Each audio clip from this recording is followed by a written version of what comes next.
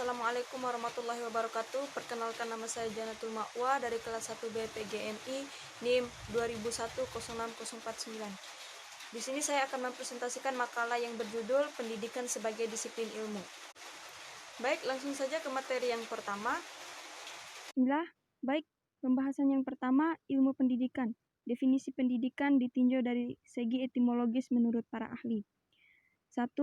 Prof. Reheid dalam buku Planning for Teaching and Introduction to Education dinyatakan istilah pendidikan berkenaan dengan fungsi yang luas dari pemeliharaan dan perbaikan kehidupan suatu masyarakat, terutama membawa warga masyarakat yang baru, generasi muda, bagi penuaian kewajiban dan tanggung jawabnya di dalam masyarakat. Jadi, pendidikan adalah suatu proses yang lebih luas daripada proses yang berlangsung sosial, yang esensial, yang memungkinkan masyarakat yang kompleks, modern. Fungsi pendidikan ini mengalami proses spesialisasi dan lembaga pendidikan formal yang tetap berhubungan dengan proses pendidikan informal di luar sekolah. Prof. Lodgate dalam buku Philosophy of Education dinyatakan sebagai berikut. Dalam pengertian yang lebih luas ini, hidup adalah pendidikan dan pendidikan adalah hidup. Dalam pengertian yang lebih sempit ini, pendidikan berarti bahwa praktek identik dengan sekolah, yaitu pengajaran formal dalam kondisi-kondisi yang sudah diatur. B. Dari uraian tentang pengertian pendidikan di atas dapat kita kemukakan kesimpulan sebagai berikut. 1. Pendidikan adalah aktivitas dan usaha manusia untuk meningkatkan kepribadiannya dengan jalan membina potensi pribadinya, yaitu rohani, pikir, karsa, rasa, cipta, dan budi nurani, dan jasmani, pencenderaan, serta keterampilan-keterampilan. 2. Pendidikan berarti juga lembaga-lembaga yang bertanggung jawab menetapkan cita-cita pendidikan, isi, sistem, dan organisasi pendidikan. 3. Pendidikan merupakan pula hasil atau prestasi yang dicapai oleh perkembangan manusia dan usaha lembaga-lembaga tersebut dalam mencapai tujuan. Pendidikan dalam arti ini merupakan tingkat kemajuan masyarakat dan kebudayaan sebagai satu kesatuan. 2. Ruang lingkup pendidikan. Kata mendidik adalah kata kunci dari pendidikan. Mengingat hal itu sangat penting untuk dipahami hakikat mendidik yang bermakna luhur dalam proses pendidikan. Mendidik menurut Legfeld adalah mempengaruhi dan membimbing anak dalam usaha mencapai kedewasaan. Ahli lainnya yaitu Hogfeld mengatakan mendidik membantu anak supaya ia cukup cakap menyelenggarakan tugas hidupnya. B. Anak didik. Anak didik merupakan objek yang penting dari pedagogik, mengingat pendidikan itu merupakan pembimbing terhadap perkembangan anak didik, dan agar supaya pembimbingan tersebut tidak bertentangan dengan kodrat anak, maka pendidikan perlu memahami sifat-sifat anak didik atau segala sesuatu tentang anak didik umum dan khusus di rumah, sekolah, perkumpulan pemuda. C. Dasar dan tujuan pendidik. Pembahasan tujuan pendidik merupakan suatu penting mengingat perjalanan setiap institusi yang memiliki visi yang jelas yang selalu dimulai dari tujuan. D. Pendidik. Pendidik merupakan faktor humam kedua sesudah anak didik. Walaupun pandangan dari paham teacher-centered pada umumnya tidak dapat diterima, tetapi guru atau pendidik mempunyai peran penting dalam proses pendidikan. Syarat pedagogis. 1. Kedewasaan. 2. Identifikasi norma. 3. Identifikasi anak. 4. Knowledge. 5. Skill. 6. Attitude. Materi pendidikan. Jenis-jenis pembelajaran dapat diklasifikasikan sebagai berikut.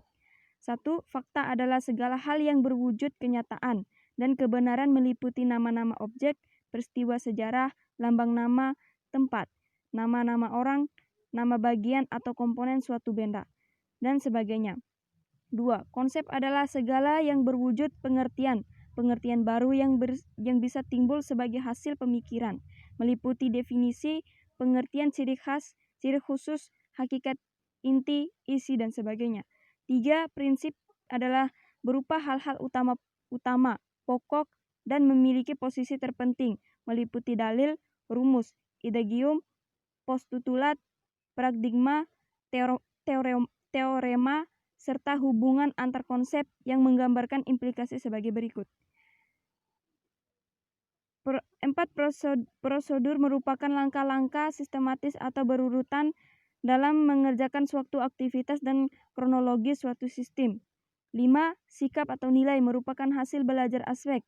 Sikap, misalnya nilai kejujuran, kasih sayang, tolong-menolong, semangat, dan minat belajar dan bekerja. B. Ilmu pendidikan sebagai ilmu disiplin. Ilmu normatif, ilmu teoritis, dan praktis. 1. Ilmu pendidikan sebagai ilmu normatif. Ilmu pendidikan adalah termaksud ilmu pengetahuan empiris yang diangkat dari pengalaman pendidikan, kemudian disusun secara teoritis untuk digunakan secara praktis dengan menempatkan kedudukan ilmu pendidikan di dalam sistematik ilmu pengetahuan. Sebagai ilmu pengetahuan normatif, ilmu pendidikan merumuskan kaidah atau pedoman atau ukuran tingkah laku manusia. Ilmu pendidikan itu selalu berurusan dengan soal siapakah manusia. Itu membahas mengenai siapakah manusia itu biasanya termaksud bidang filsafat, yaitu filsafat antropologi. Pandangan filsafat tentang manusia sangat besar pengaruhnya terhadap konsep serta praktik pendidikan. Nilai yang dijunjung tinggi ini dijadikan norma untuk menuntun ciri-ciri manusia yang ingin dicapai melalui praktik pendidikan. Sebagai ilmu pengetahuan normatif, ilmu pendidikan merumuskan kaidah atau pedoman atau ukuran tingkah laku manusia. A. Ilmu pengetahuan normatif selalu menjunjung tinggi nilai-nilai kehidupan yang tidak hanya diperoleh dari pengalaman dan praktek mendidik atau pendidikan. B. Ilmu pengetahuan normatif erat kaitan dengan pengetahuan filsafat, sehingga melahirkan filsafat pendidikan. C. Pendidikan normatif meliputi pendidikan agama, etika, budi pekerti yang tergolong pendidikan pengembangan kepribadian sesuai amanat UU nomor 20 tahun 2003. 2. Pendidikan sebagai praktis dan teoritis. Ilmu pendidikan adalah termaksud ilmu pengetahuan empiris yang diangkat dari pengalaman pendidikan, kemudian disusun secara teoritis untuk digunakan secara praktis, dengan meliputi kedudukan ilmu pendidikan sistematis ilmu pengetahuan. Ilmu pendidikan termaksud pengetahuan normatif karena berkaitan erat dengan pandangan tentang manusia, nilai dan norma hidup yang membentuk kepribadian manusia.